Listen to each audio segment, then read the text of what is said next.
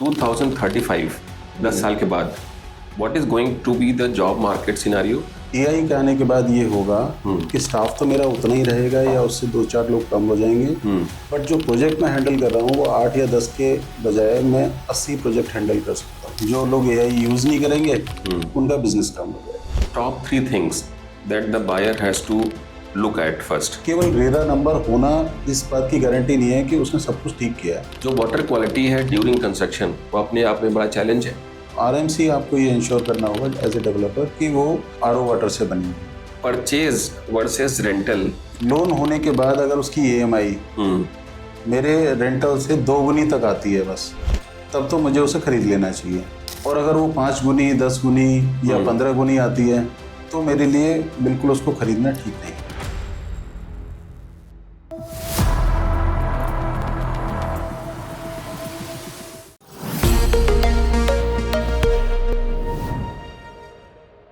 दोस्तों, ground zero podcast के इस एपिसोड में एक बार फिर से आप सब लोगों का स्वागत है।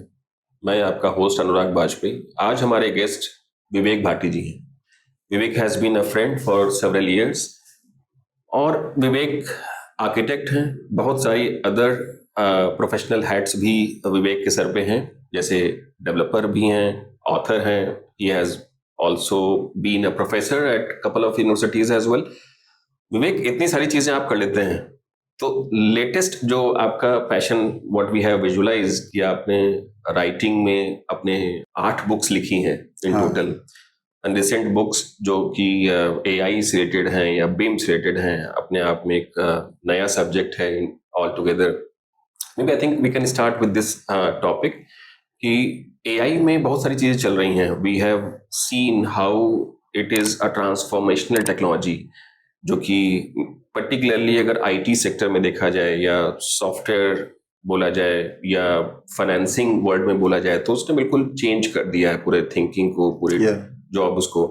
आर्किटेक्चरल या बिल्डिंग या रियल एस्टेट सेक्टर में how much do you see the technology is impacting और is going to impact? First of all will see कि एआई ने इम्पैक्ट कहाँ पे किया और किस ऑर्डर में किया।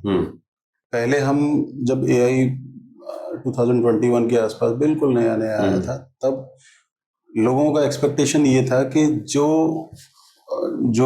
काम ऐसे हैं जिनमें लेबर इंटेंसिव हैं जो काम, वो सबसे पहले रिप्लेस होंगे और उसके बाद आर्टिस्टिक वाले काम या वाइट कलर वाले काम वो रिप्लेस होंगे। लेकिन हुआ इसका उल्टा हुआ है। बिल्कुल सबसे पहले आर्ट वाले काम रिप्लेस होने शुरू हुए। Graphic designer, artist, painter, architect, interior designer, visualiser है। बहुत इम्पैक्ट है इस पे। हाँ बिल्कुल, इन्हीं पे सबसे ज्यादा इम्पैक्ट है। ओके, तो वो इस वजह से होता है क्योंकि क्या होता है कि एआई पूरे डेटा को अपने रीड कर लेता है और फिर उसके बाद उसी से चीजें जनरेट करता है। वो अपना डेटा कुछ नहीं बना पाता।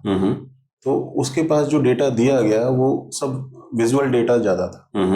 विजुअल डेटा ज्यादा था। मान लीजिए इंटीरियर डिजाइन है, तो इंटीरियर डिजाइन उसके पास कम से कम करोड़ों इंटीरियर डिजाइन, करोड़ों आपके बेडरूम डेटा सेट्स हैं। हाँ, इतने डेटा सेट्स हैं कि उसके पास वो कैपेबिलिटी आ गई कि अगर आप उसको बोलेंगे कि ब्लू कलर का बेड चाहिए, व्हाइट कलर का टेबल चाहिए, ये कलर की चादर चाहिए, तो ये सारी चीजें वो बनाकर इमीडिएटली बना के दे देता है। तो सबसे पहले आर्टिस्टिक काम जो है वो रिप्लेस हुआ। आर्किटेक्चर एज ए प्रोफेशन के अंदर एआई जो यूज हो रहा है अभी विजुअलाइजेशन में सबसे ज्यादा यूज हो रहा है।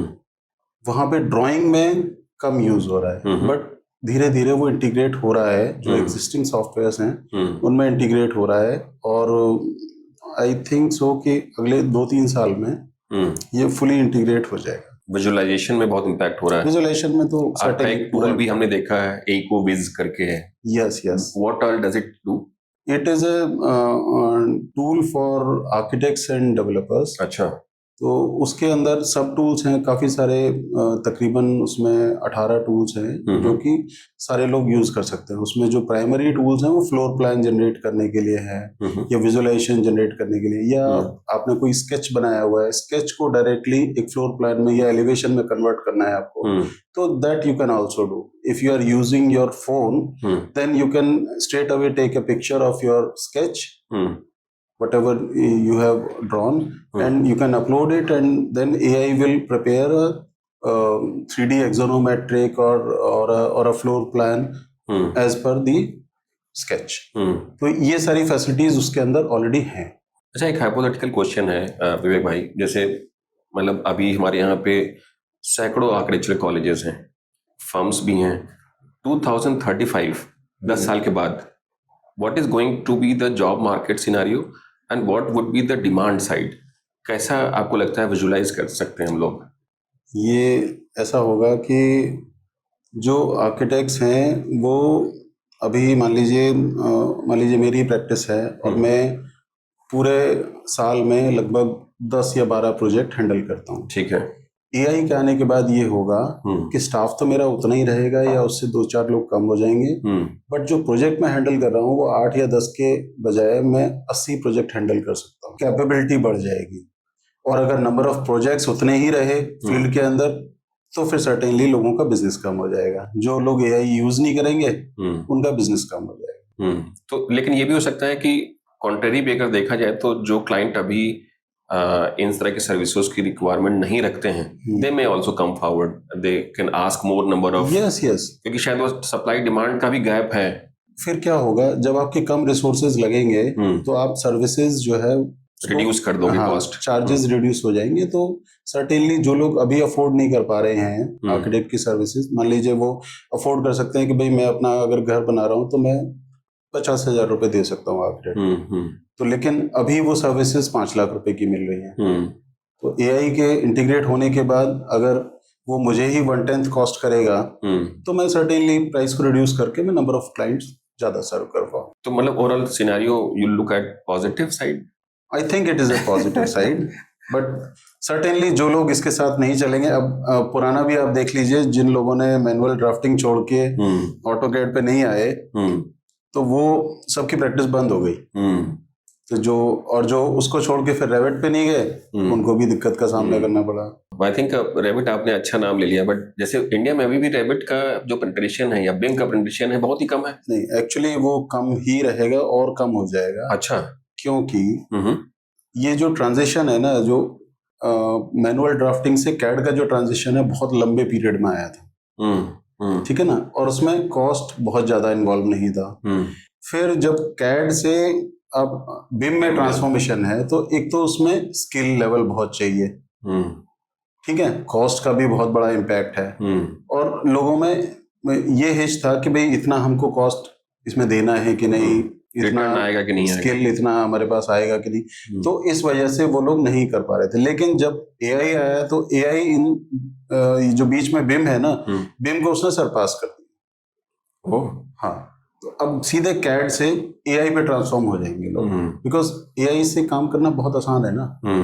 तो जितने भी जैसे मतलब इन टर्म्स ऑफ जो सर्विसेज के जो क्रॉस चेकिंग है, सब चीजें हैं, सब AI tools all can be done. Revit के अंदर भी प्लग इन आने लगे हैं अब, तो जो वो ऑलरेडी वो सारी चीजें चेक कर लेते हैं, उसमें बना भी सकते हैं। अभी तो जैसे कोडिंग वगैरह के लिए भी तो आ गए ना, पहले क्या आपको एक एक लाइन लिखनी पड़ती थी कोड तो बिल्कुल, अब आपको ये बताना पड़ता है कि क्या कोड करना है। मतलब प्रॉम्प्ट दे दीजिए, आपकी वेबसाइट बन जाएगी, आपके टूल्स बन जाएंगे। मतलब आपको जो निटिग्रिटीज है ना, जो कि ये लाइन कैसे लिखी जाएगी, ये इसके साथ कैसे लिंक होगा, कोई एपीआई कैसे लिंक होगी, तो वो सब सोचने की जरूरत नहीं है। वो सब सोचने का काम ऑलरेडी हो चुका है। आपको केवल ये सोचना है कि आपको बनाना क्या है। वेरी नाइस पर्सपेक्टिव भाई।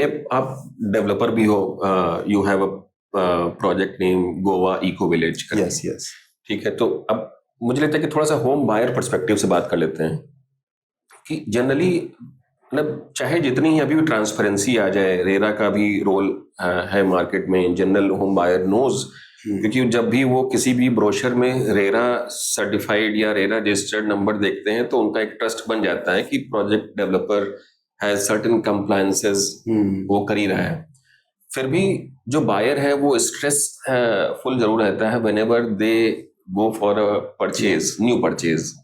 तो उस तरह केसेस में मतलब how do you see the market going in terms of एक नॉर्मल बायर अपनी इस तरीके की स्ट्रेस को कैसे मैनेज करे? स्ट्रेस का मतलब है कि if the information is transparently available तो शायद उसको स्ट्रेस कम होता है। स्ट्रेस तभी आता है कि उसकी हार्ड अर्नड जो जीवन भर की जो सेविंग है कहीं वो किसी गलत परचेज में ना चली जाए, दैट इज द स्ट्रेस। बिल्कुल। तो वो कैसे, मतलब how do you tackle as a developer? देखिए, रेरा के आने से पहले जो सब प्रॉब्लम्स होती थी वो अभी रेरा के आने के बाद भी हैं। मतलब उसमें से हो सकता है 10% प्रॉब्लम सॉल्व हो गई हो, लेकिन 90% प्रॉब्लम अभी तक भी हैं। अगर मान लीजिए जो पहले डेवलपर डिफॉल्ट करते थे तो वो आज भी कर सकते हैं। रेरा बहुत ज्यादा उनका कुछ कर नहीं पाता है। रेरा उसका क्या समाधान करता है? रेरा केवल मैक्सिमम टू मैक्सिमम ये कर सकता है कि एक आरसी जारी कर सकता है डेवलपर के खिलाफ कि भाई आप जो है पेनल्टी में इतना पैसा दे दीजिए, या फिर आप इस कस्टमर को इतना पैसा दे दीजिए। अगर वो नहीं दे तो रेरा के पास उसका कोई रेमेडी नहीं। ऐसे कितनी आरसी, आप ये समझो कम हजारों आरसी जो है यूपी रेरा ने जारी कर रखी है, और बाकी सारे स्टेट्स की रेरा ने भी जारी कर रखी है। अच्छा, मतलब कोई भी अगर किसी भी बायर को खरीदना है, उसके पास तो प्रॉपर्टी के ऑप्शंस इतने सारे हैं और हमेशा सही रहे हैं, तो what are the may be I think top 3 things that the buyer has to look at first, ताकि उसकी जो स्ट्रेस है वो ऑप्टिमाइज हो जाए या मिनिमाइज हो जाए? सबसे पहला तो कंप्लायंसेस उसको देखने हैं। उसको केवल ये नहीं देखना है कि रेरा नंबर है कि नहीं। रेरा नंबर तो अभी 99% प्रोजेक्ट को लेना ही लेना है, मतलब ऑलमोस्ट 100%। No brainer. हाँ, it's no brainer. RERA number तो सबको लेना है। फिर आपको ये देखना है कि रेरा पोर्टल पे जाके आप देखो कि डेवलपर ने वहां पे क्या क्या डॉक्यूमेंटेशन सबमिट किया है, उसके पास कौन कौन से एनओसीज हैं, क्या वो सब वैलिड हैं कि नहीं है, क्या लेआउट उसने सबमिट किए हैं, क्या उसकी प्लानिंग है, कब वो डिलीवरी करेगा, वो सब चीजें उसने वहां पे सबमिट कर रखे थे। केवल रेरा नंबर होना इस बात की गारंटी नहीं है कि उसने सब कुछ ठीक किया है। उसने हो सकता है डिलीवरी पीरियड जो है रेरा के वेबसाइट पे डाल रखा है 7 ईयर्स, और आपको बोल रहा है 2 ईयर्स। तो आपको जाके देखना पड़ेगा कि रेरा के अंदर उसने क्या सबमिट किया हुआ है। रेरा वेबसाइट पे सारे प्रोजेक्ट का इंफॉर्मेशन सब कुछ है। Every information is available on RERA website. So, मतलब one thing that they have to ensure that they should visit RERA website. They check the project and whether the updates are available on the project or not. इस तरीके से ये This is the very ये पहला step हो गया उसका। ये पहला स्टेप है। दूसरा स्टेप है, जो डेवलपर है, डेवलपर ने फिजिकली क्या डेवलपमेंट किया है, उसका प्रीवियस रिकॉर्ड क्या है, और जिस प्रोजेक्ट में आप लेने वाले हो उस प्रोजेक्ट की आज की सिचुएशन क्या है। हो सकता है वो ऑलरेडी डिले चल रहा हो। मान लीजिए उन्होंने बोला है कि 2027 में आपको डिलीवरी कर देंगे, ठीक है ना, लेकिन अभी तक उसका बेसमेंट का एक्सकवेशन ही नहीं हुआ है। तो कैसे करेगा? तो वो कैसे करेगा? तो वो सर्टेनली होगा यही कि वो 1 साल का या 2 साल का वहां पे एक्सटेंशन लेगा। तो ये सब आपको पहले ही सेंस करना पड़ेगा। तो आपको ग्राउंड सिचुएशन भी देखनी चाहिए, कस्टमर्स को सभी को देखनी चाहिए। ओके, ठीक है। और दूसरा एक और डिफरेंस आता है कि जो ब्रोशर्स होते हैं या जो मार्केटिंग के लोग जो कमिटमेंट्स करते हैं, वो सारे कमिटमेंट जो है वो रेरा के अंदर उन्होंने लिखे कि नहीं लिखे हुए हैं कि नहीं। That is a very good point.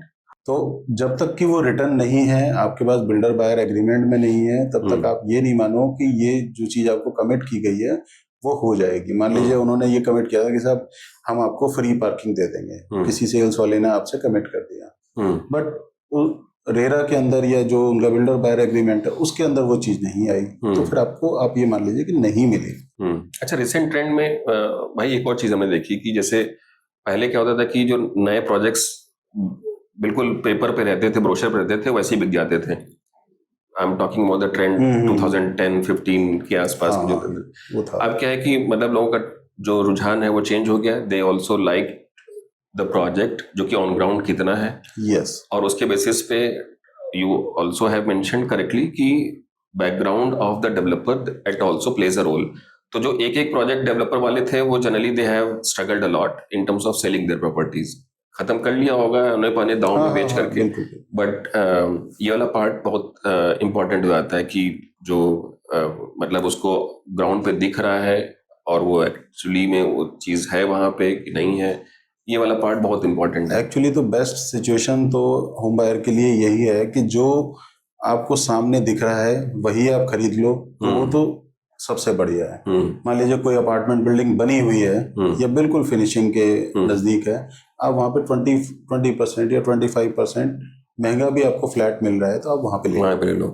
अच्छा, एक और इसमें क्वेश्चन है, जैसे फॉर एग्जांपल जब लोग बनी हुई प्रॉपर्टी में मैं देखता हूँ कि when it is about to get OC तो बिल्कुल सब टिप टॉप किया हुआ है ना, तो अब जो मतलब रेडी टू सेल है, रेडी टू मूव प्रॉपर्टी मान लीजिए जिसका टर्मिनोलॉजी हम लोग यूज करते हैं, तो वहां पे जब एक नॉर्मल होम बायर जाता है तो बनी हुई प्रॉपर्टी में ऐसा क्या चीज देखे, लेट्स से टॉप 3 एक्टिविटीज या फीचर्स, ताकि उसका जो कॉन्फिडेंस है in that property gets built कि हाँ चलो ये प्रॉपर्टी है वो सबसे बेस्ट है out of the 5 listed properties.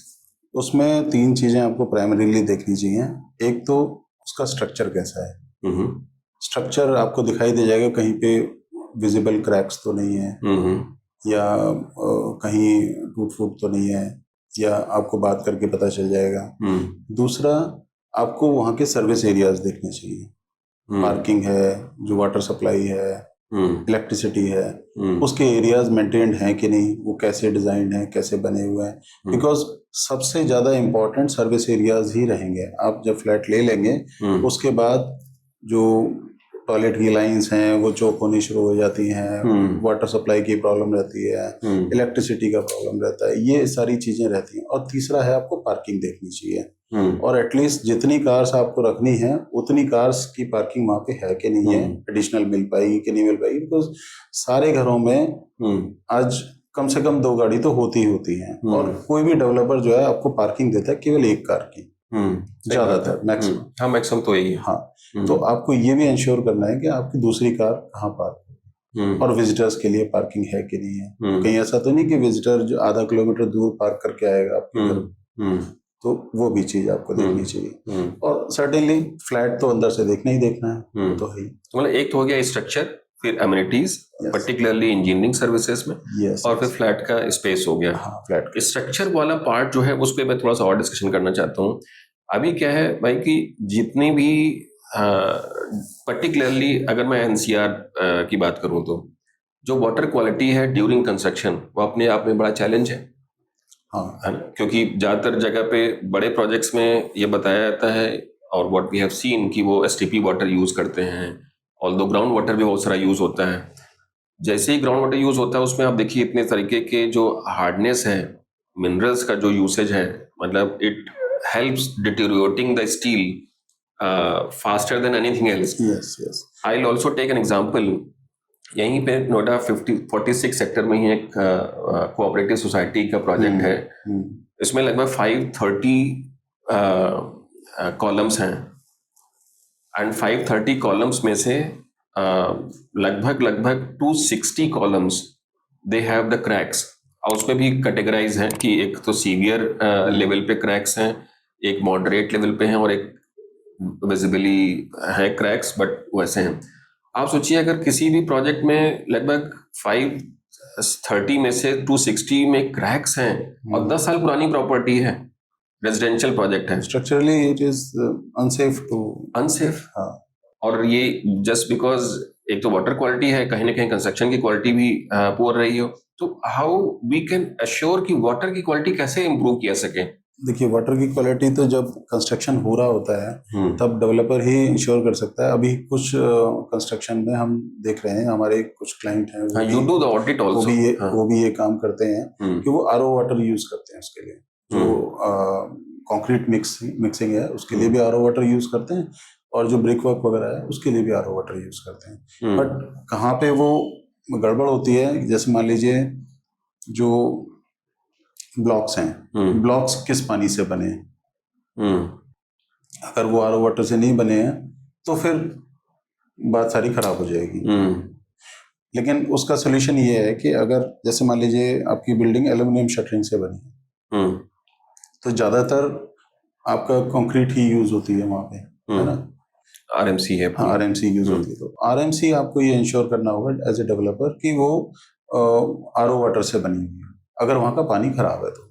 और चल, एक तो है कि आरएमसी डेवलपर के एंड पे खुद ही अपने इन पे वो जो कर रहा है वो तो अपने आप मैनेज करेगा। एज ए कस्टमर आप इस चीज को ना तो कंट्रोल कर सकते हैं और ना ही जज कर सकते हैं कि ये आगे जाके क्या होगा। लेकिन अगर कोई छोटे जैसे सिंगल फैमिली हाउसेस हैं या छोटे हाँ हाँ, ऑफिस बन रहे हैं, आप जो खुद बना रहे जो हैं, खुद बना रहे हैं, हाँ उसमें ये कर सकते हैं, बिल्कुल कर सकते हैं।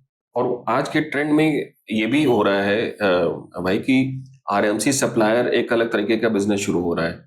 तो आरएमसी वाले में जो वो लोग पानी यूज करते हैं वो तो नॉर्मल पानी यूज करते होंगे, हाँ, या वो लोग आरओ नॉर्मल वाटर पानी यूज करते हैं, लेकिन जहाँ पे हार्ड वाटर है तो उनको बोला जा सकता है हाँ कि बिल्कुल बोला जा सकता है। और कुछ कुछ वो पहले ही जब आप आरएमसी लेने के लिए उनके पास जाओगे तो पहले ही आप इस चीज को इन्वेस्टिगेट कर लो कि वो कौन सा वाटर यूज कर रहे हैं, क्या वो आरओ के साथ यूज कर रहे हैं कि नहीं।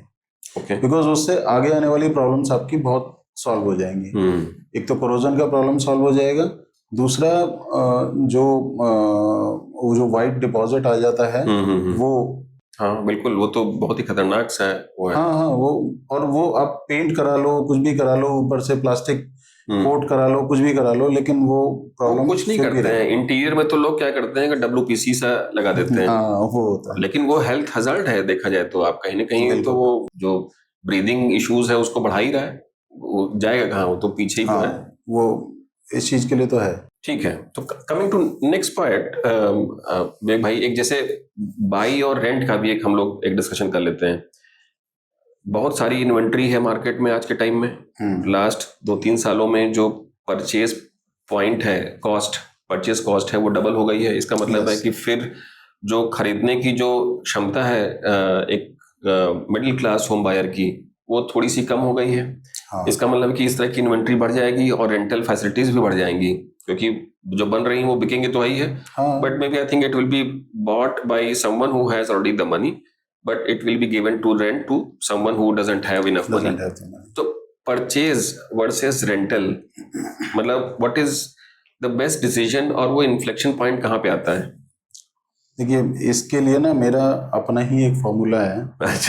हाँ, कि अगर मैं रेंट पे रह रहा हूँ, मान लीजिए मैं 20,000 रुपये रेंट पे रह रहा हूँ, ठीक है ना। अगर उसी फ्लैट को खरीदने के लिए मान लीजिए मैं केवल 20% डाउन पेमेंट दे दूं या 10% डाउन पेमेंट दे दूं, और जो बाकी का 90% है वो मेरा लोन हो जाए। लोन होने के बाद अगर उसकी ईएमआई मेरे रेंटल से 2 गुनी तक आती है बस, तब तो मुझे उसे खरीद लेना चाहिए। ओके।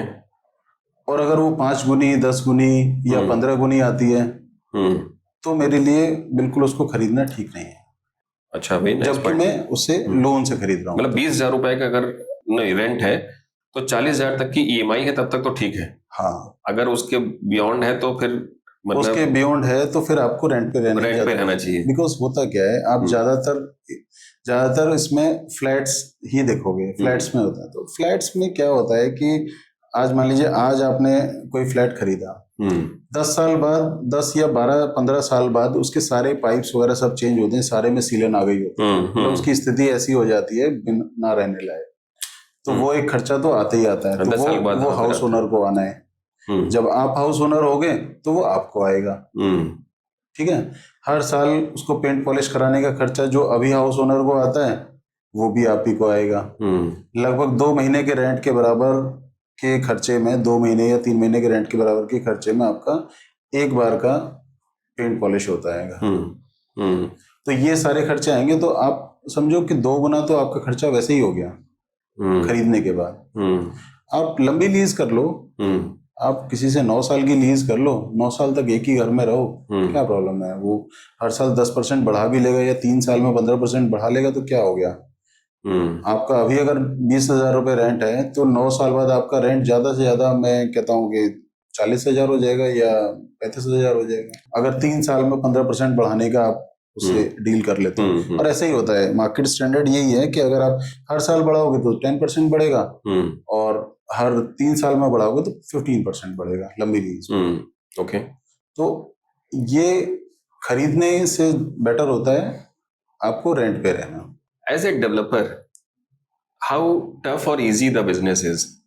मतलब एसेट्स तो, जैसे जितने भी आप डेवलपर्स को जानते हैं या हम लोग जानते हैं या काम करते हैं उनके लिए, मतलब we always cherish the lifestyle that they have, है ना? बिकॉज एक तो मतलब they sit at the top, और मुझे लगता है कि जो उनका लाइफ स्टाइल है वो बेहतर है, बेटर है। तो but may B I think you can always tell us better, because मुझे लगता है कि आप एज ए डेवलपर भी काम कर रहे हो, तो you can tell us may B I think how actually tough the business is. क्या है, वो जो लाइफ स्टाइल है ना, that is a by product. वो लाइफ स्टाइल उन्होंने खुद से नहीं चुना है कि मैं इतनी महंगी गाड़ी लूंगा, मैं ये करूंगा, मैं वैसे करूंगा। वो जनरली कोई ऐसा बाई प्रोडक्ट है ये। हाँ, वो बाई प्रोडक्ट क्यों है कि वो उनके पास इतना कॉर्पस या इस तरीके का बिजनेस होता है कि या तो वो 5 करोड़ का टैक्स भर दें या 4 करोड़ की गाड़ी खरीद लें।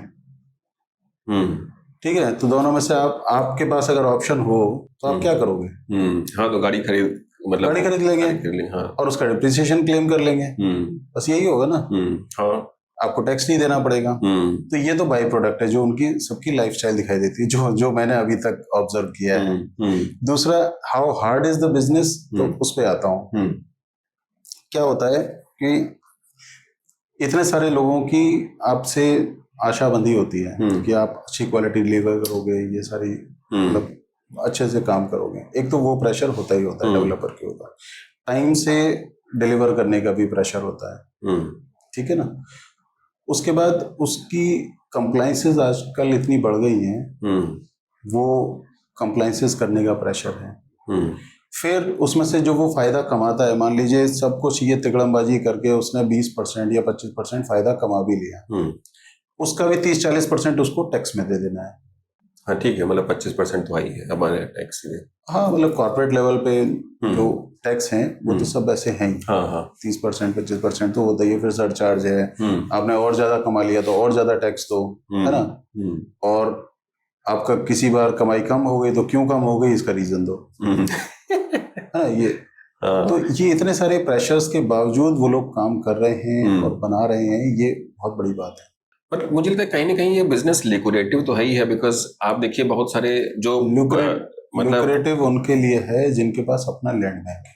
हाँ, वो भी ठीक है, मतलब मैं मानता हूँ मैं, बट आप देखिए जो भी बड़े कॉर्पोरेट्स हैं, चाहे वो बिरला ले लीजिए या इस तरह ले लीजिए, या even the largest construction companies L&T है ना, तो they have also chosen this as a additional या new business just because not only that they have the land, but because they have certainly the bandwidth and to earn more money. Yes. या तो आपके पास land होना चाहिए पहले से, या फिर आपके पास लैंड इतना सस्ता मिलना होना चाहिए कि कंस्ट्रक्शन की ही मेन वैल्यू हो, लैंड की बहुत ज्यादा वैल्यू ना हो, फैक्टर उतना ना हो। क्योंकि अगर आपने मार्केट रेट पे कहीं पे लैंड लेके और तब प्रोजेक्ट बनाया, certainly you cannot earn more than 5 or 10% of it.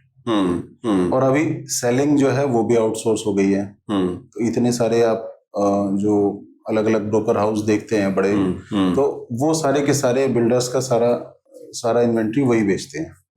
वो 10% 15% जो है ना, वो उनको भी देना पड़ता है। जितना डेवलपर कमाता है उससे ज्यादा वो ब्रोकरेज हाउस कमाते हैं। It is a fact. Okay, तो अब आप देखो, ब्रोकरेज हाउस खोलना ज्यादा बेनिफिशियल है या बिल्डर बनना ज्यादा बेनिफिशियल है? क्योंकि उसमें आपको कोई कमिटमेंट नहीं है, कुछ नहीं है, सारा कमिटमेंट बिल्डर का है, आपने केवल बेचना है। और जो ब्रोकरेज फर्म्स का मतलब what is the margin that they get? Approximately मतलब 10% के आसपास तो होता ही होता है। 10%? हाँ। Okay, of the sales price? Of the sales price. मैंने अभी एक डेवलपर की एक लॉन्च पार्टी में गए थे, तो वहाँ पे दे डिक्लेयर्ड एक सर्टेन लेवल तक का जो इतना इन्वेंट्री बेचेगा उसको वो 10% 12% स्लैब देंगे। That is also the surprising, Vivek भाई, एक at one point of time अगर पूरे बिजनेस में मार्जिन ही 20-25% है, तो 10% ब्रोकरेज फर्म को सिर्फ सेल्स के लिए दे रहे हैं, तो चैलेंज नहीं लगता? या तो फिर हम मार्जिन के कैलकुलेशंस जो है वो उसमें देखिए बिल्डर को भी फायदा है, उसमें क्या होता है कि आपको अपना सेल्स स्टाफ सारा रखना पड़ेगा, अपनी एडवर्टाइजिंग करनी पड़ेगी। फिर जो आपके पास कस्टमर आएंगे वो केवल आपके ही उसके लिए होंगे, प्रोजेक्ट के लिए होंगे। जो ब्रोकर फर्म्स हैं वो क्या करती हैं, वो 20 प्रकार के प्रोजेक्ट्स बेच रही हैं, तो उनके पास हर एक तरीके के लोग आते हैं और वो उन सबको क्रॉस सेलिंग भी करते हैं। तो सर्टेनली वो अच्छा सेल्स ला पाते हैं। मतलब जो कस्टमर एक्विजिशन कॉस्ट जो कैक होती है वो कैक उनके लिए कम हो जाती है, जबकि बिल्डर के लिए कैक जो है बहुत ज्यादा होती है। जब कैक ज्यादा है तो फिर उनका तो वैसे ही खर्चा हो गया, 10% तो वैसे ही खर्चा हो गया। इससे बेटर है वो 10% उसको दें और सारा हेडेक भी उसको दे दें और उनका काम। बट इसमें तो एक और अपॉर्चुनिटी है कि अगर you have a specialised seller तो आप ऑलरेडी बेस प्राइस को बढ़ा करके रखो और उसके ऊपर प्रेशर का डाल दो। कुछ लोग ऐसा कर लेते हैं, लेकिन आप कर तो मार्केट प्राइस के अकॉर्डिंग कर सकते हो ना। मार्केट में अगर कोई चीज मान लीजिए 10 रुपए की है तो आप हो सकता है कि 10.5 या 11 की बेच सकते हो। आप 15 की नहीं बेच सकते, आप 12 की नहीं बेच सकते, क्योंकि आपके नेक्स्ट टू योर डोर दूसरा एक डेवलपर तैयार है कि भाई मैं अपना प्राइस ये रख रहा हूँ। इस करंट सिनारियो में भाई अगर देखो तो मार्केट प्राइस तो कुछ डेफिनेशन है नहीं। एक प्राइस है जो 5,000 रुपए पे, एक प्राइस जो 25,000 रुपए है, और आजू बाजू के डेवलपर्स भी ऐसा करते हैं। हाँ बिल्कुल है ऐसा। मतलब अगर मैं कहीं बना रहा हूँ और गोदरेज कहीं बना रहा है तो गोदरेज का प्राइस जो है मेरे से वैसे ही 5,000 रुपए ज्यादा ही होगा, बिल्कुल बढ़ेगा। तो मार्केट और मुझे उतना कम बेचना पड़ेगा, मैं गोदरेज के प्राइस के बराबर नहीं बेच पाऊंगा। बिल्कुल 100% सही बात है। तो वो ब्रांड जो है वो अपने प्राइस को डिक्टेट कर रही है ना। तो इस तरीके से मार्केट प्राइस जैसी सी फिनोमिना, मतलब that is my understanding personally, कि शायद थोड़ी सी मतलब शायद वो अंडररेटेड एक्टिविटी की तरह हो गई है। ब्रांड वैल्यू की जो प्राइस है वो बहुत ज्यादा बढ़ गई है। हाँ बिल्कुल वो बढ़ गई है, लेकिन साथ में क्वालिटी भी डिलीवर करनी पड़ेगी ना।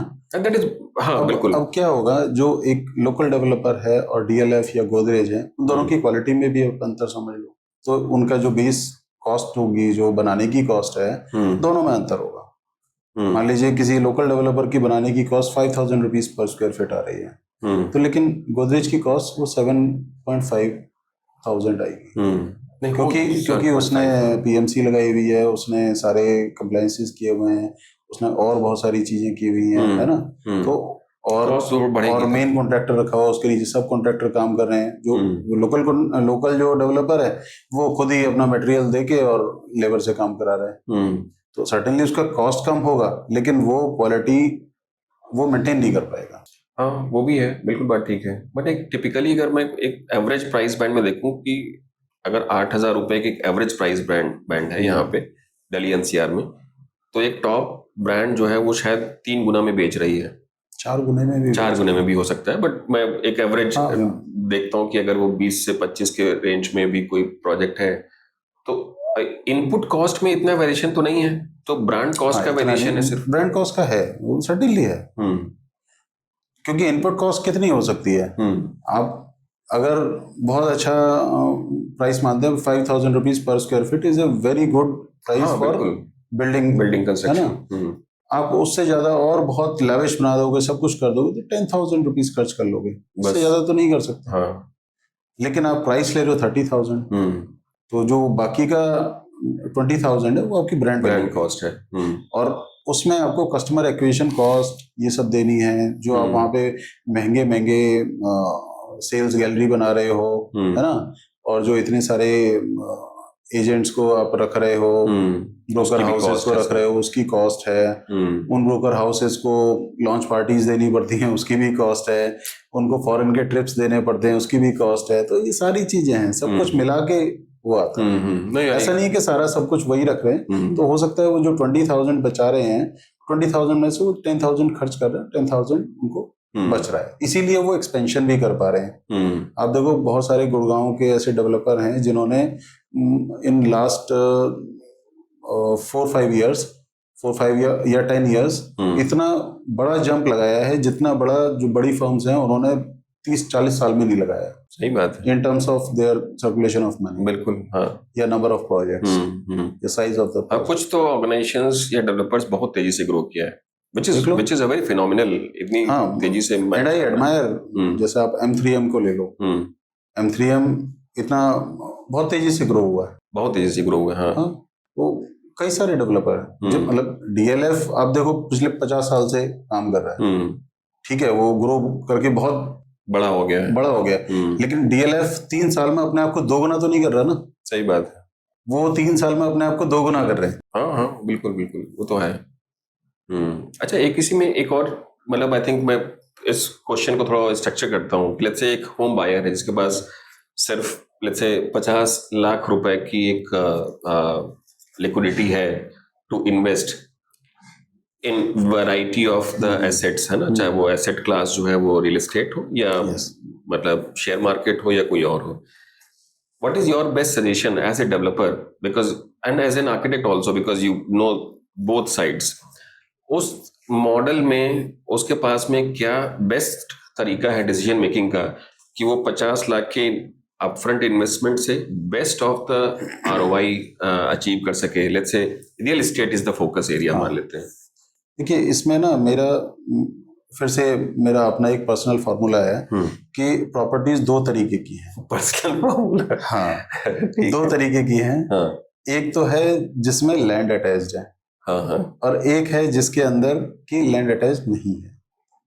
लैंड अटैच्ड वाली हैं जैसे कोई विला हो गया, कोई प्लॉट हो गया जिसपे आप अपना इंडिविजुअल घर बना लेते हो, ठीक बात है, या किसी एक गेटेड सोसाइटी में आपने कुछ ले लिया, है ना। तो ये सारी चीजें मैं इसमें जो बिल्डर फ्लोर्स होते हैं उनको भी गिन लेता हूँ, क्योंकि वो बहुत छोटे लेवल पे होते हैं और उसमें बस एक प्लॉट में 3 ही लोग होते हैं या 4 ही लोग होते हैं, तो उतना कॉम्प्लिकेशन नहीं है। तो जिसमें लैंड अटैच होती है ना, उसकी वैल्यू कभी भी खत्म नहीं होती, और वो आप अपनी फ्यूचर जनरेशंस को ट्रांसफर कर सकते हो। तो अगर किसी कस्टमर के पास पॉसिबिलिटी है तो जरूरी नहीं है कि उसको साउथ बॉम्बे में ही घर लेना है या बिल्कुल कनॉट प्लेस पे घर लेना है। वो अगर थोड़ा दूर जाके और लैंड खरीद सकता है तो उसको वो करना चाहिए। ठीक बात है। और अगर बिल्कुल ही नहीं बात बनती है तो वो फ्लैट्स को किराए पे ले, और अगर चाहता ही है कि मुझे तो अपना ही घर चाहिए, तब वो लास्ट रिसोर्ट ये होता है कि वो फ्लैट खरीदे। और फ्लैट भी खरीदे तो वो अपने बजट के अकॉर्डिंग खरीदे। वो ऐसा नहीं है कि मतलब आपकी मंथली सैलरी मान लीजिए 1 लाख रुपए है और आपने फ्लैट खरीदा है 5 करोड़ रुपए का, तो आप पूरी जिंदगी भी उसकी ईएमआई देते रहेंगे तो भी आप उसको चुका नहीं पाएंगे। सही बात है, बिल्कुल। या हस्बैंड वाइफ दोनों कमा रहे हैं तो भी नहीं चुका पाएंगे। हाँ, क्योंकि बहुत पैसा है 5 करोड़ रुपए। 5 करोड़ रुपए बहुत होता है, 500 लाख होता है। 500 लाख को रीपे करने के लिए उसको कितने लाख कमाने पड़ेंगे, क्योंकि अगर उसको 30 साल का लोन लेना है तो उसका कम से कम 3 गुना उसको देना पड़ेगा, ब्याज के समेत देना पड़ेगा, मतलब 15 करोड़ रुपए देना पड़ेगा। तो आप 1 लाख के हिसाब से लगा लो, आप 12 लाख रुपए 1 साल में कमाए, 12 लाख में से मान लीजिए 6 लाख में उसने अपना खर्चा चला लिया और 6 लाख रुपए बचे। वो 6 लाख रुपए उसने उसके लिए डेडिकेट कर दिया। तो 6 लाख से आप 10 साल के अंदर 60 लाख, 20 साल के अंदर 120 लाख, 30 साल के अंदर इतना, मतलब वो पूरी जिंदगी उसका लोन ही देता, मतलब इम्पॉसिबल है उसके लिए। तो इसलिए पुराने लोग फिर कहते हैं ना, जितनी चादर हो उतने पैर पसारी है। तो आपको लेना ही उतना चाहिए। अगर आपकी जेब में 50 लाख रुपए हैं तो अगर आप बिना लोन के घर ले सकते हो या बिना लोन के कोई प्रॉपर्टी ले सकते हो, ये तो सबसे बढ़िया है। लेकिन अगर लेना पड़े तो जितना आपकी जेब में पैसे हैं उतना ही और लोन लीजिए। और ये फिर से एक मेरा फॉर्मूला है कि अगर 50 लाख रुपए हैं तो आप केवल 50 लाख तक का लोन लो, उससे ऊपर लोन मत लो, क्योंकि आप जितना डाउन पेमेंट के लिए पैसा है उतना ही आप और ले लीजिए। 50% डाउन पेमेंट करो, 50% ले लो और 1 करोड़। और एक और फॉर्मूला ये है कि अगर आप अफोर्ड कर सकते हो तो आप 2 प्रॉपर्टी लो, छोटी छोटी 2 प्रॉपर्टी लो, 25-25 लाख रुपए की 2 प्रॉपर्टी लो, और 3 साल में, 5 साल में, 7 साल में जब प्रॉपर्टी आपकी डबल हो जाए तो आप एक को बेचो और दूसरे को फ्री कर दो। तो ऐसे करके आपकी एक प्रॉपर्टी फ्री में आपके पास आ गई। तो ये भी फॉर्मूला बहुत काम करता है, ये भी पुराने लोगों का ही फॉर्मूला है। मतलब हाँ, बिल्कुल मुझे भी लगता है कि आप लोन जो है वो लोन लेने में समस्या नहीं, but I think you should repay करने में समस्या है ना। देखिए आज का टाइम इतना अनसर्टेन है कि आपको पता नहीं कि कल क्या हो जाए। आप रोज यहाँ से गुड़गांव जा रहे हो अपनी नौकरी के लिए, रास्ते में एक्सीडेंट हो जाए, किसी दिन हाथ पैर टूट जाए, कुछ हो जाए, कौन आपका लोन रिपे करेगा पूरी जिंदगी? बैंक वाले तो आपकी प्रॉपर्टी ले जाएंगे, वो ऑक्शन कर देंगे, काम खत्म हो जाएगा, जितना बचेगा उसकी डिमांड आपके ऊपर निकाल देंगे, आप देखो। सही बात है। तो लोन का भी इंश्योरेंस कराना चाहिए, उसको बिल्कुल एकदम सेफ कर देना चाहिए। इंश्योरेंस का अच्छा टॉपिक आपने किया है।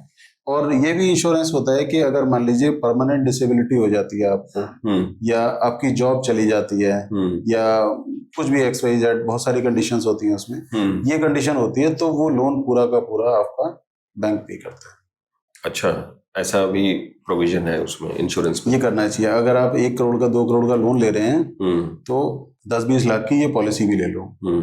10 लाख रुपए शायद पूरे जाएंगे या 5 लाख जाएंगे, देखना पड़ेगा लोन की वैल्यू के अकॉर्डिंग। और जनरली हमारे यहाँ पे एक कल्चर में जो प्रॉपर्टी इंश्योरेंस का भी कल्चर नहीं है यहाँ पे। हाँ, प्रॉपर्टी इंश्योरेंस करानी चाहिए। तो जैसे अभी गर्मी आ रही है, जून जुलाई में मैं देखता हूँ कि बहुत सारे फ्लैट्स में आग लग जाती है। हाँ, तो वो मतलब क्यों नहीं कराते हैं लोग? मतलब इज इट अवेयरनेस का इशू है? 2 तरीके के होते हैं इंश्योरेंस भी। एक तो होता है हाउस होल्ड इंश्योरेंस, जो आपके घर की चीजों का होता है, और एक होता है पूरी प्रॉपर्टी का इंश्योरेंस। तो आपको दोनों प्रकार का एक्सप्लोर करना चाहिए। हाउस होल्ड इंश्योरेंस तो ये है कि मान लीजिए आग लग गई, थेफ्ट हो गई, ये हो गया, वो हो गया, तो आपको पैसा मिल जाएगा कि भाई आपका फ्रिज, टीवी, जो भी गायब हुआ है, वॉशिंग मशीन, जो गायब हुआ है, तो उसका कुछ वैल्यू आपको मिल जाएगी। तो आपके पास, आपकी जेब पे वो बर्डन नहीं आएगा। एक होता है प्रॉपर्टी का, मान लीजिए अर्थक्वेक आ गया, आग लग गई, कुछ हो गया, राइट्स हो गए, और प्रॉब्लम हो गई, तो आपकी प्रॉपर्टी के बराबर की वैल्यू वो देंगे, वो कवर्ड हो जाएगा। तो ये भी होना चाहिए। बट लोग कराते क्यों नहीं है? ऐसा है, गाड़ी का इंश्योरेंस क्यों कराते हैं? क्योंकि जरूरत, मतलब वो चेक करता है। हाँ क्योंकि RTO चेक करता है, पुलिस वाले चेक करते हैं, और सरकार ने ये मैंडेट किया हुआ है कि हर एक गाड़ी का इंश्योरेंस होगा, नहीं तो उसको चौराहे पर रोक लिया जाएगा। तो ऐसे ही लाइफ इंश्योरेंस, टर्म इंश्योरेंस और प्रॉपर्टी का इंश्योरेंस, ये भी चेक होनी चाहिए एनुअली, और सरकार को इनकी भी जिम्मेदारी लेनी चाहिए। पर शायद इसलिए गाड़ी के केस में इसलिए करते हैं क्योंकि एक तो क्या कि थर्ड पार्टी इंश्योरेंस उसकी जरूरत है, गाड़ी रास्ते अगर पे किसी ने नहीं कराया तो वो खुद भुगतेगा। सरकार उसको क्यों मैंडेट कर रही है? सरकार का क्या फायदा है इसमें? क्योंकि इतनी बड़ी इंडस्ट्री चल रही है ना उस पे। अगर 5 करोड़ गाड़ियों का इंश्योरेंस होता है, तो 5 करोड़ में से एक्सीडेंट कितने का होता है, वो क्लेम कितने लोग लेते हैं, और थर्ड पार्टी का क्लेम तो लाखों में से 1 को मिलता है। बट मेरा पॉइंट है कि जो सरकार की तरफ से जो मैंडेट है ना, वो सिर्फ थर्ड पार्टी इंश्योरेंस का है। हाँ, और वॉलंटरी है। हाँ, हमारे यहाँ पे मैं थर्ड पार्टी इंश्योरेंस की बात कर रहा हूँ।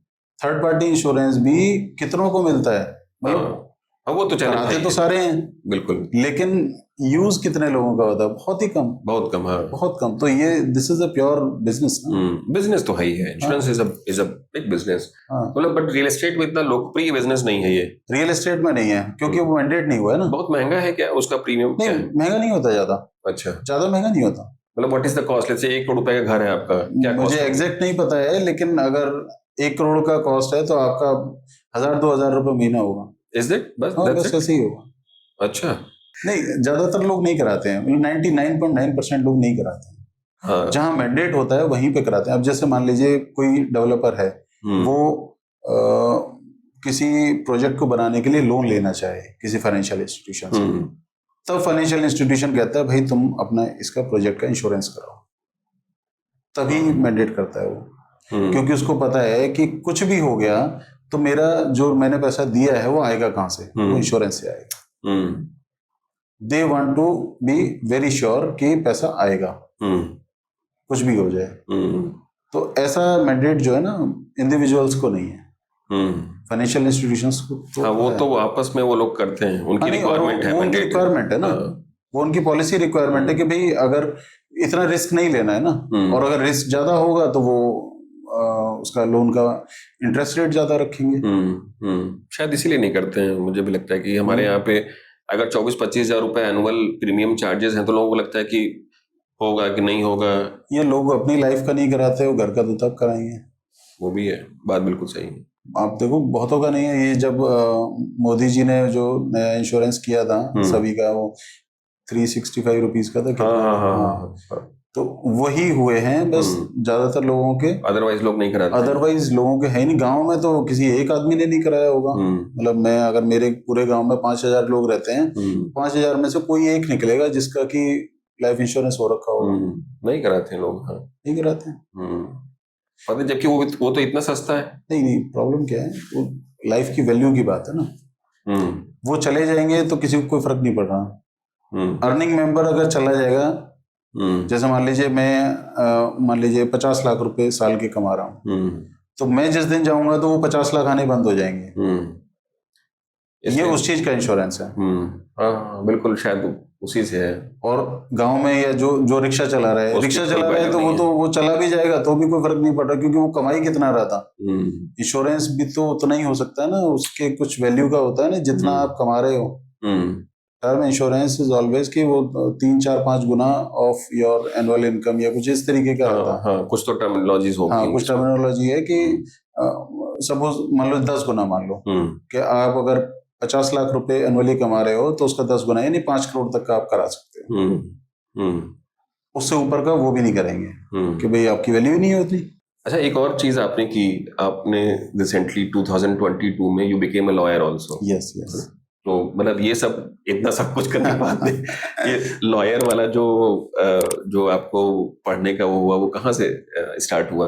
एक्चुअली ये 2019 की बात है। तो वन ऑफ माय फ्रेंड गौरव दीक्षित, उनको ये इच्छा हुई कि लॉ करनी है। लॉ करने तो हम लोग मॉर्निंग वॉक साथ में करते थे, रनिंग करते थे। तो उसी दिन सुबह ये बात हुई। तो उसी दिन फॉर्म भर दिया गया एंड टेस्ट दिया है। टेस्ट में भी हो गया। पहला ईयर जो था वो कोरोना की भेंट चढ़ गया। उसके बाद ऑनलाइन हो गया। तो ऐसे करके बड़ी आसानी से हमारा लॉ हो गया। लेकिन उससे फायदा ये हुआ कि अब हमारा पर्सपेक्टिव जो है ना, चीजों को देखने का थोड़ा सा चेंज हो गया। अब हम हर कोई भी डॉक्यूमेंट है उसको इस नजर से देखते हैं कि भाई इसमें हमारी लायबिलिटी क्या है। कल को आज को मैं इसे साइन कर दूं तो कल को मैं क्या लायबल हूँ। कोई भी कॉन्ट्रैक्ट है, किसी कॉन्ट्रैक्टर का है या डेवलपर का है। इन जनरल लोग नहीं देखते, मैं देखता हूँ नहीं देखते। वो they believe on the professionals only. अब जैसे हम आर्किटेक्ट हैं, अब आप खुद ही सोचो 50% ऑफ आर्किटेक्ट्स इतने सीरियस नहीं होते हैं कि वो हर एस्पेक्ट को देख लें किसी बिल्डिंग की और बिना बिल्डिंग ओनर के इंटरवेंशन के बहुत बढ़िया चीज बना दें। ऐसा नहीं होता। बिल्डिंग ओनर को फिर भी घुसना पड़ता है और उसको अपनी चीजें बतानी पड़ती हैं। तो सेम वे इसमें भी ऐसे ही है। जैसे सीए के साथ होता है। सीए के साथ भी अगर आप सब कुछ उनकी मानते रहोगे तो हो सकता है आप नुकसान में ही रहो। आपको खुद की अपना भी दिमाग लगाना पड़ेगा कि भाई, क्योंकि आपका पैसा तो आपका खर्च हो रहा है।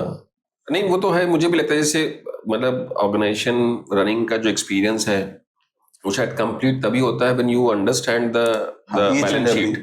Each and every aspect of your business, whether it is financial, whether it is your legal या creative साइड्स हैं, मार्केटिंग साइड है, सेल्स का साइड है, वो सारी चीजें आपको पूरी समझनी आनी चाहिए, तभी वो बिजनेस पूरा होता है। बिजनेस केवल उससे नहीं होगा कि हमने हमारे 5 डिपार्टमेंट है, 5 डिपार्टमेंट के हेड रख दिए और ये सारा काम करेंगे। अगर सब कुछ उन पे छोड़ दिया तो फिर काम नहीं बनेगा। मैं इससे उनको अंडरमाइन नहीं कर रहा कि भाई वो कैपेबल नहीं है। ऐसे नहीं, कैपेबल बहुत सारे लोग होते हैं, बट वो अपना समझ के नहीं करते क्योंकि वो बिजनेस उनका नहीं है। ये बिजनेस तो हमारा है ना। नहीं, वो तो बात बिल्कुल ठीक है। मतलब I think sense of ownership जो है वो शायद सेंस ऑफ ओनरशिप सारी वो एम्प्लॉइज में मिसिंग होती है। वो हमेशा ये मतलब सारे लोगों में नहीं हो सकती है, तो इसीलिए 99.9% लोगों में सेंस ऑफ ओनरशिप नहीं होता। वो केवल ओनर में ही होता है। सिंपल है, because they can always say कि साहब आज मेरा पूरा हो गया, मैं कल से नहीं आऊंगा। ओनर कह सकता है कि ऐसा। एक मेरे डेवलपर क्लाइंट हैं, तो उन्होंने ये कहा कि मैंने तो जो कॉलोनी मैंने बनाई है मैंने उसी में घर बनाया है और सबसे पहला घर मेरा है और आज से 25 साल पहले बनाई थी, 30 साल पहले बनाई थी और आज भी वहां की सारी समस्या मैं ही सॉल्व करता हूँ। और ये मेरी हिम्मत है कि मैं यहाँ बैठा हूँ, नहीं तो कोई और डेवलपर अपनी कॉलोनी में बैठ के दिखाए। बहुत मुश्किल है, सही बात है, मुश्किल है। तो वो उनको अपने ऊपर विश्वास है तभी तो है। और वो कितने भी एम्प्लॉय रखें, जो अगर उन्होंने उसमें इन्वॉल्व नहीं हुए तो हो सकता है वो चीज, मतलब 90% ये हो सकता है कि वो ठीक हो जाए, लेकिन पॉसिबिलिटी तो ये भी है ना कि वो खराब हो जाए। हाँ, उसे कौन देखेगा? हाँ, बिल्कुल ठीक बात है। वो एस्पेक्ट भी हमें देखनी पड़ेगी। नहीं, वेरी नाइस। तो कुछ क्वेश्चंस हैं इसमें, है ना, कि कॉन्स्टिट्यूशनली मैं देखता हूँ, जैसे हमारे यहाँ पे जो जैसे यूपी की बात कर लेते हैं, तो east UP, central and west UP, इनमें भी अगर मैं देखता हूँ तो दो तरीके के अलॉटमेंट मॉडल चल रहे हैं, जहाँ पे जो भी डेवलपमेंट अथॉरिटीज हैं they do the allotment in two ways. एक तो है कि 99 ईयर्स की लीज पे है, और एक है फ्री होल्ड कैटेगरी पे। तो मतलब why and how these development authorities have different models? ये डिपेंड करता है, देखो जो उनके लॉज फ्रेम हुआ ना शुरुआत में उन्हीं पे, बिकॉज जो नोएडा जो फ्रेम हुआ, नोएडा वो लीज मॉडल पे ही फ्रेम हुआ। और जो हरियाणा की अथॉरिटीज हैं, क्योंकि बहुत सारे डेवलपमेंट पहले ही हो चुके थे, सिटीज ऑलरेडी बन चुके थे, क्योंकि यहाँ तो नया सिटी बना, इस वजह से वो सब कुछ कंट्रोल कर सकते थे। ओके। लेकिन पुराने सिटी में ये सब कंट्रोल करना, लीज, अब जिसकी अपनी प्रॉपर्टी है उसको आप लीज पे ट्रांसफर कर दोगे, ऐसा नहीं हो सकता। यहाँ तो क्या है कि वो प्रॉपर्टी सारी पहले एक्वायर की गई, फिर उनको प्लान किया गया, फिर उनको एलोकेट किया गया। मॉडल दूसरा, मॉडल डिफरेंट, वो मतलब from the base he became the owner, yes, और उसके बाद उसने लीज किया है, जबकि वहां पे वो लाइसेंसिंग या उस तरह वो लाइसेंसिंग है वहां पे, ये कि भाई you are allowed to do this development. Land तुम्हारी है, सब कुछ तुम्हारा है, but you are allowed to do this. और वो रोड्स वगैरह भी मास्टर प्लान के लिए देना, वो सब करना, वो सब उन्हीं की जिम्मेदारी है।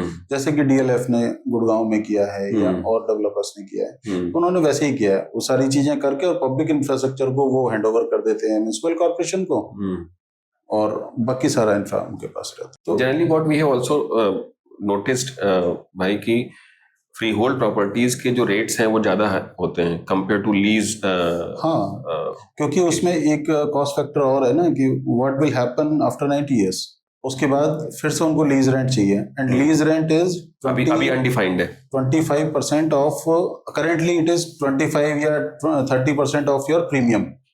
अच्छा। हाँ, जो नोएडा के अंदर या ग्रेटर नोएडा के अंदर है, अभी ये है। उनके किसी भी लीज डीड में ये नहीं लिखा है कि आगे क्या होगा। हाँ, वही बोलो कि मतलब वो अभी एप्लीकेबल एट दैट टाइम, हो सकता है उस समय 100% ऑफ हो।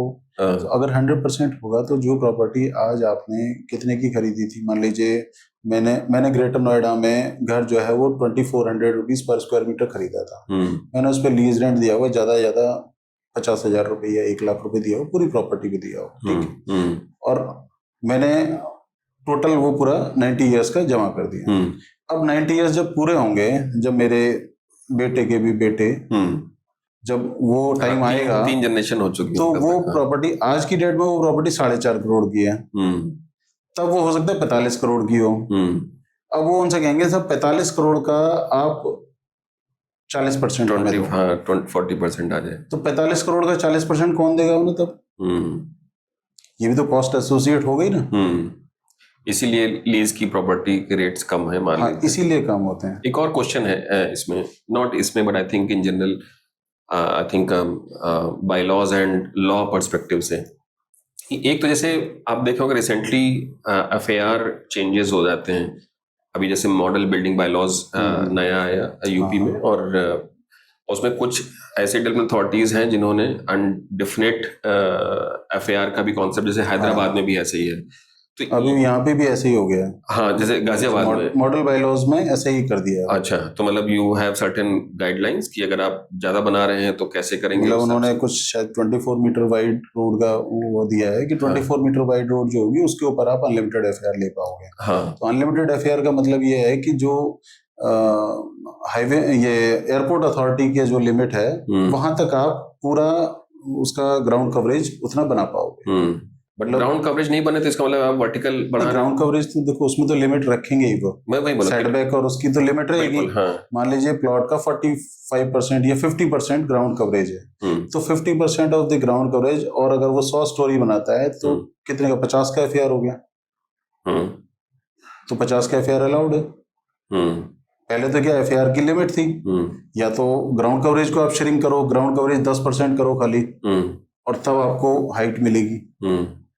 अभी क्या होगा, अभी आपने केवल ग्राउंड कवरेज का जो मिनिमम है वो आपने कर लिया और फिर ऊपर बढ़ाते चले गए, और फिर ऊपर बढ़ाते चले गए। जहां पे एयरपोर्ट अथॉरिटी कहते हैं कि भाई यहाँ पे आपका कट ऑफ है, उन्होंने बोला 100 मीटर, तो 100 मीटर तक आप बिल्डिंग बना सकते हो, उसमें जितना FAR लगेगा, तो कुछ बेस FAR शायद वो बता देंगे, और उसके बाद सारा परचेजेबल होगा। तो it is actually a money making model for authority. Do you find this model is okay, not okay? देखो, जब वर्टिकल डेवलपमेंट शुरू होगा तो वो तो अब सिंगापुर वगैरह में तो वर्टिकल वैसी मॉडल है ना। प्रॉब्लम क्या है ना, लैंड बहुत जल्दी जल्दी खत्म हो रही है ना, तो ये सब मॉडल लाने पड़ेंगे ताकि वर्टिकल डेवलपमेंट हो। जहाँ पे लैंड का प्राइसेस बहुत ज्यादा हो जाते हैं तो वहां पे फिर वर्टिकल डेवलपमेंट ही चलता है, क्योंकि कोई अफोर्ड नहीं कर पाएगा लैंड। हाँ वो तो है, बिल्कुल टोटली। आई थिंक कि मतलब ये ठीक है, लेकिन इससे क्योस ऐसे ज्यादा होगा कि जो बेसिक इंफ्रास्ट्रक्चर है, जैसे मान लीजिए सीवेज है, इलेक्ट्रिसिटी है, वो कौन प्रोवाइड करेगा, वो कैसे प्रोवाइड करेगा? अब आप 1 एकड़ के प्लॉट में आपने 20,000 के लोगों के रहने के लिए अपार्टमेंट बना दिया, वो 20,000 लोगों के लिए आपको फैसिलिटीज भी तो प्रोवाइड करनी है। आपका जो सीवेज सिस्टम है, वाटर सप्लाई सिस्टम है, ये सब भी तो उसके बराबर का होना चाहिए। मतलब वो तो को डिजाइन कर भी दे, बट म्युनिसिपैलिटी वाला जो, हम म्युनिसिपैलिटी वाला ही बोल रहा हूँ, जो एक्सटर्नल में जहाँ पे जाके कनेक्ट हो रहा है। यस, और वहां पे तो वैसे भी मुझे लगता कि वो, और इलेक्ट्रिसिटी तो ऐसी चीज है कि वो तो बाहर से ही आनी है।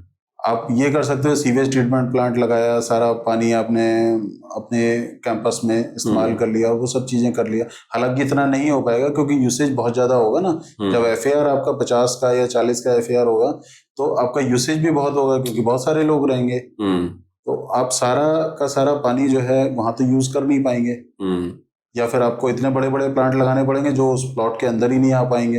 आप तो ग्रीन बिल्डिंग से हो तो आपको तो पता होगा, अगर 1 एकड़ की प्लॉट साइज में इतने सारे लोग रहेंगे तो उसका STP लगेगा कहाँ ना, वो तो है ही है, और कितना बड़ा लगेगा, वो चैलेंज तो है ही है। आई थिंक इसीलिए मतलब सिंगापुर में या जो भी मॉडल हम लोग देखते हैं, चाहे वो साउथ कोरिया हो या कहीं और इस तरह के, वहां पे लैंडलॉक्ड मतलब कंट्रीज हैं, जगह है ही नहीं।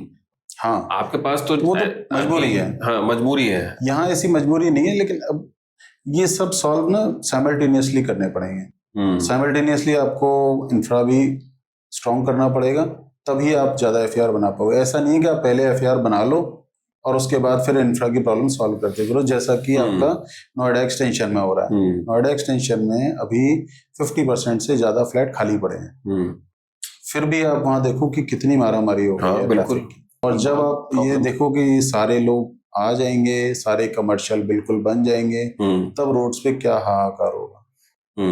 और मुझे लगता है कि अथॉरिटी भी वेट कर रही है कि जब वो अथॉरिटी यही वेट करती है।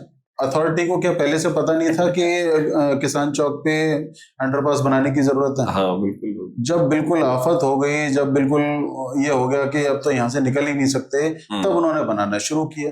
ये तो उनको पहले बनाना चाहिए था। वही है, मुझे भी लगता है, शायद लोगों को लगता है कि इंफ्रास्ट्रक्चर पहले बना करके। 1925 में शायद ये अपना न्यू दिल्ली बना था, 25 में या 23 में बना था। तब वहां पे इतने चौड़े चौड़े रोड, इतने चौड़े चौड़े गोल चक्कर बनाए गए थे, जब वहां पे केवल तांगे ही चलते थे। वो कार्स तो चलती नहीं थी उस टाइम पे, बहुत गिनती की कार चलती थी। तब वो बनाया गया था, वो फ्यूचर को ध्यान में रखे कि अगले 100 साल चलना चाहिए। सही बात है। और आज भी मुझे नहीं लगता कि वहां पे कभी जाम लगता है। न्यू दिल्ली वाले जो सर्कल्स हैं, उस पे आपने जाम लगते हुए नहीं देखा होगा। मैंने तो नहीं देखा। हाँ, मतलब इतने गंदे जाम नहीं लगते जितने कि यहाँ पे गोल चक्कर पे तो लगता ही नहीं है। नहीं लगते हैं, because that is the system, और वो ऐसे डिजाइन किया गया। यहाँ और यहाँ के जितने गोल चक्कर हैं, आप ग्रेटर नोएडा के देख लो, हर एक पे जाम लगता है। शाम के टाइम अगर थोड़ा सा भी ट्रैफिक ज्यादा हो गया तो जाम लग जाता है। तो फ्यूचर प्रूफ होना चाहिए। Very nice. तो भाई एक लास्ट रैपिड फायर राउंड है। अच्छा, छोटे छोटे क्वेश्चन है, छोटे छोटे जवाब है। एक है कि मतलब although we have heard you buying versus renting, but what is your favourite thing? Renting. Real estate versus stock market? Real estate is better. Black money in real estate is a myth or reality? It is there. Luxury homes worth it or waste? Luxury home above a certain limit, it is not worth it.